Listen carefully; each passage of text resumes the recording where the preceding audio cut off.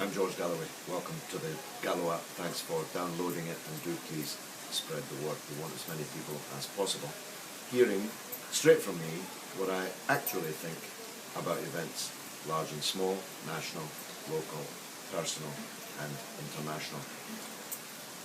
I'm in Indonesia, as will be obvious from the flora behind me.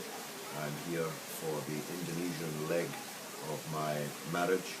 Thanks to those who've sent their good wishes, and to the haters in all their malignancy on Twitter and elsewhere.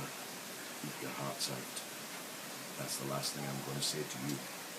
Because it's clear that by being drawn into, let's call it dialogue, with a moron, I have inadvertently caused a great deal of upset to the parents of disabled children, to disabled people themselves as a whole, and to those campaigning and raising funds and awareness on their behalf. And it would never knowingly be my intention to do so.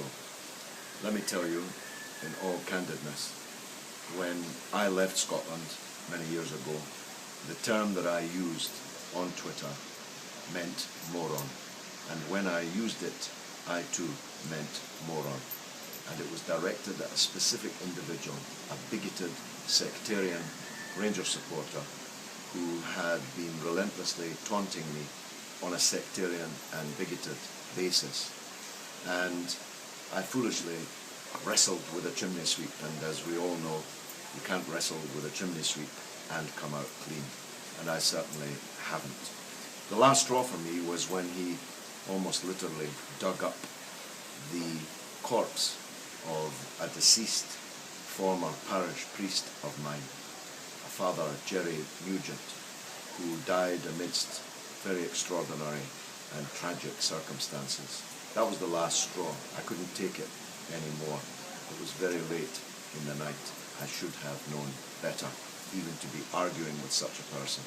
Never mind allowing myself to insult him with a term which I now realize, but did not at the time, has developed a subsequent history. I had, I promise you, no idea that this term had become one which campaigners for disability rights took great exception to, or for that matter, that it was used in a derogatory way by others about disabled people. I've always been a champion of disabled people and their rights, and when they were chaining themselves to the railings outside Parliament and outside number 10 Downing Street, protesting about Tony Blair's government's attack on disability rights and disabled people, I was out there in the street with them, rather than inside in the Parliament, plotting further attacks upon them.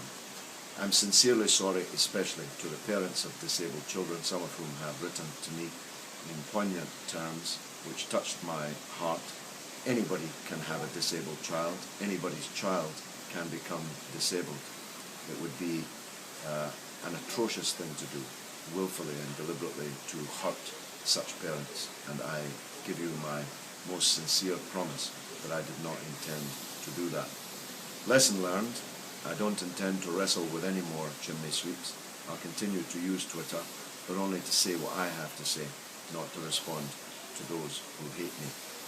Now, you should know, just in conclusion, that all of my life I have been relentlessly pursued by sectarian bigots in Scotland, many of them associated with Glasgow Rangers Football Club.